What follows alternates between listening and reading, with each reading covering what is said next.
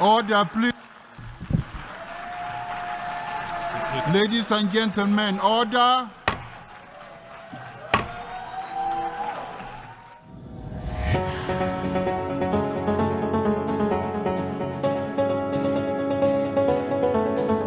Delegasi Indonesia yang dipimpin Menteri Luar Negeri Retno Marsudi ikut walkout saat Perdana Menteri Israel Benjamin Netanyahu bicara di sidang umum PBB di New York, Amerika Serikat pada Jumat 27 September 2024. Kementerian Luar Negeri Republik Indonesia mengungkapkan sejumlah negara yang walkout antara lain negara anggota Organisasi Kerjasama Islam atau OKI.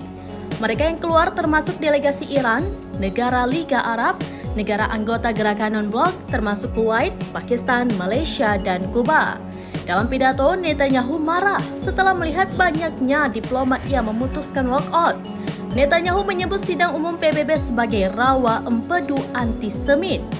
Dikutip dari New York Post, Netanyahu juga menuduh sidang umum PBB ingin menjelek-jelekan negara Yahudi dengan cara apapun. Ia juga mengecam Majelis Kriminal Internasional atau ICJ yang menuduh Israel telah menargetkan warga sipil di Gaza. Netanyahu mengatakan bahwa hal itu sebagai produk dari kebingungan moral yang mendalam. Netanyahu juga memberikan kata-kata keras kepada para demonstran anti-Israel yang dimobilisasi di seluruh dunia selama 11 bulan terakhir. Itu termasuk perkemahan yang dilakukan demonstran pro-Palestina di kampus-kampus universitas di seluruh Amerika Serikat.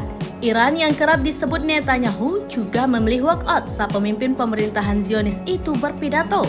Netanyahu memperingatkan Iran agar tidak menyerang negara Yahudi secara langsung.